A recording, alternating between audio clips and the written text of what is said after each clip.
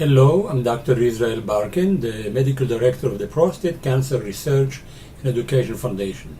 Today I'm going to talk about personalized medicine as it relates to taking medication, and more important, what dose of medication to take. I'm very excited and happy that now it becomes fashionable to talk about personalized medicine, and we usually relate to the genome of patients, trying to find exactly what kind of cancer the patient has. But I want to draw your attention to, or direct your attention to a different area of research, an area of trying to find out what is the appropriate dose of medication to the patient, and is it really appropriate to give a specific type of medication to a patient. Over the years, I always started, when I gave a patient a medication, I always started with the lower dose possible. Why? Because I was afraid that the patient will have side effects, and I did not want to rely on the group medicine telling me that the group got certain amount of drug and that would be fitting my individual patient sitting in front of me. Because I always understood that when the FDA start doing studies to approve a drug, they always start with phase 1 study, and in that phase 1 study, because of concern to side effect, the dose given is always a small dose to the same group, second group a larger dose, a third group even a larger dose, and when a particular dose would create side effect, they would try to go to a dose lower than that to avoid the side effects. And the general notion is the more you take a drug, the higher the dose, the better off you are. But I would say no, because the more drug you take, perhaps the drug companies make more profit, but the patient is exposed to more of the substance that maybe he shouldn't be exposed to. So that's why I started with lower doses of medication and then increase it gradually in order to see how the patient tolerates it. And if I would find that the patient has a response, for example, response with his cancer, with his PSA, then I would stop at that level of dose and will not try to go higher. Recently, there is a lot of work done. One of the laboratories is Carey's laboratory. They are doing a very nice work about trying to match certain drugs to see if they work specifically for certain tumors. But the company I'm going to discuss today, their name is Genome Liberty. And what's so interesting about this startup company is the fact that they are checking your DNA to try to see whether a medication, whether you need more of it or less of it, or what kind of drug really will work or not at all. So let's go now and watch a short video from Genome Liberty.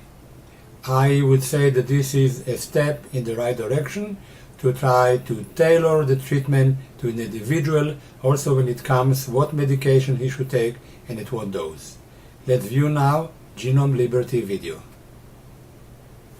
Hi, I'm Jeffrey Rosenfeld. And I'm Christopher Mason. We are Genome Liberty. 6 years ago, as a researcher working at Yale University, I found out that some genes are patented and that you can't do research on them, and you can't even look at your own genes.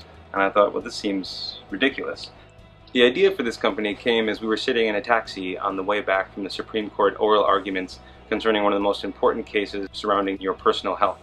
The case was Myriad Genetics versus AMP, and what they found is that thousands of human genes had been patented, and we have done research and published a piece in the Washington Post, an op-ed that helped convince the court, as well as others, that they should remove and lift all these patents on thousands of human genes.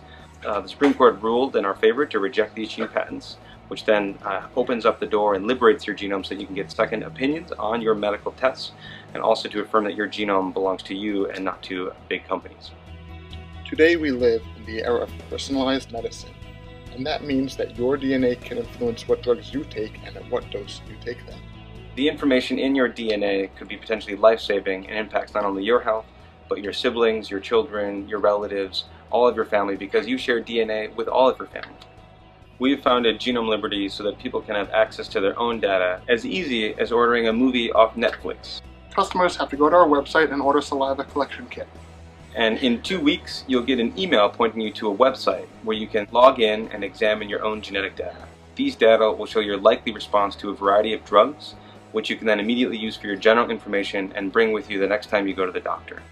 More importantly, this information will be on a card you keep in your wallet and an iPhone app, so that it will always be with you whenever you need to make a medical decision.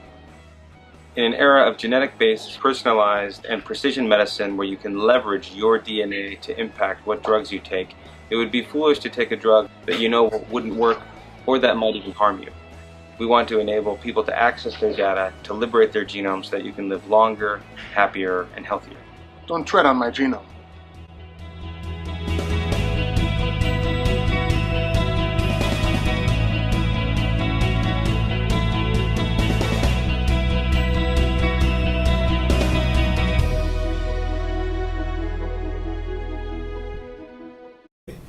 If you have any question on the topic, please call us at 619-906-4700 or write to us at info@pcref.org.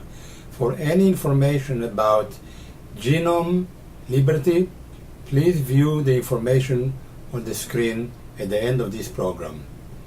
Thank you, stay well, and stay informed. Goodbye.